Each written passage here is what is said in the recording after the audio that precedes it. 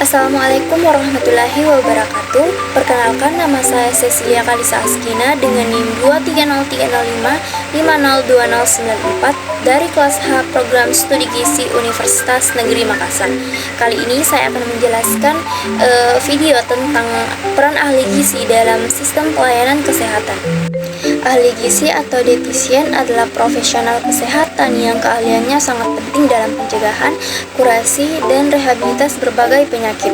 Mereka berperan sebagai garda terdepan dalam upaya promotif dan preventif atau penyuluhan gizi masyarakat, dan sebagai bagian integral dari tim medis di fasilitas kesehatan untuk upaya kuratif dan rehabilitatif atau terapi gizi medik. Peran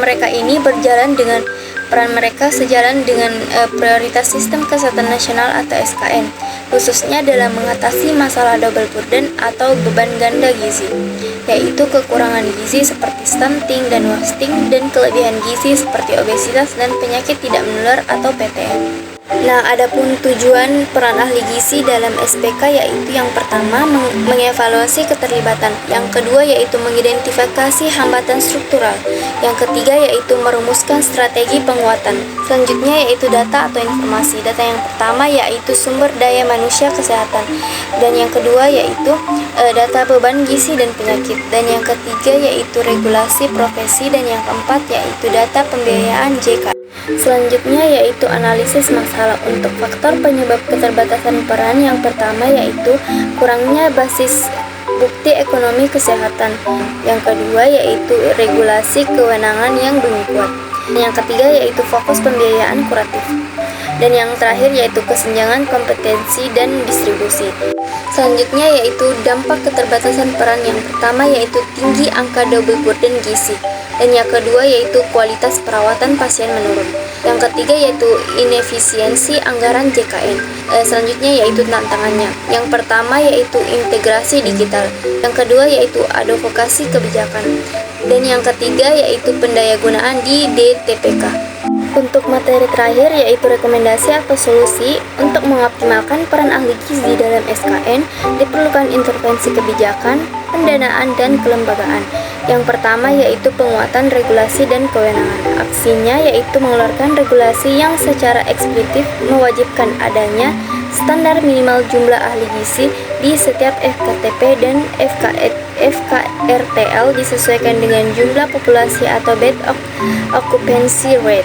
Fokusnya menguatkan implementasi asuhan gizi mandiri atau AGM, dan memastikan ahli gizi memiliki kewenangan klinis yang jelas dalam tim kesehatan. Yang kedua yaitu reformasi pendanaan JKN berbasis gizi. Aksinya yaitu merevisi skema pembiayaan atau kapitasi dan INA CBGS agar mencakup insentif kinerja yang eksplisit untuk kegiatan gizi promotif atau preventif secara screening, rasio malnutrisi, dan kepatuhan pasien PTM terhadap konseling gizi.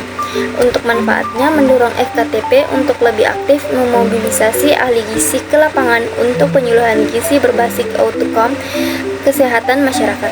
Yang ketiga yaitu peningkatan kapasitas dan distribusi SDM. Aksinya meningkatkan kuota penerimaan mahasiswa gizi dan mendorong beasiswa untuk ahli gizi yang bersedia ditempatkan di DTPK sejalan dengan program penugasan khusus. Untuk perannya mengintegrasikan modul gizi lanjut dalam platform pelatihan gizi SDM kesehatan, misalnya di bawah platform Satu Sehat untuk meningkatkan kompetensi tenaga kesehatan lain dalam screening gizi dasar. Dan yang terakhir yaitu integrasi data gizi.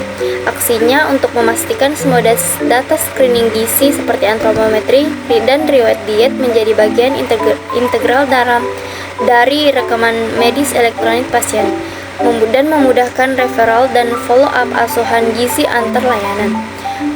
Untuk penguatan peran ahli gizi adalah investasi strategi untuk menyelesaikan masalah gizi ganda di Indonesia dan menjamin keberlanjutan JKN. Baik, itu saja penjelasan dari saya. Semoga dapat bermanfaat bagi kita semua. Terima kasih.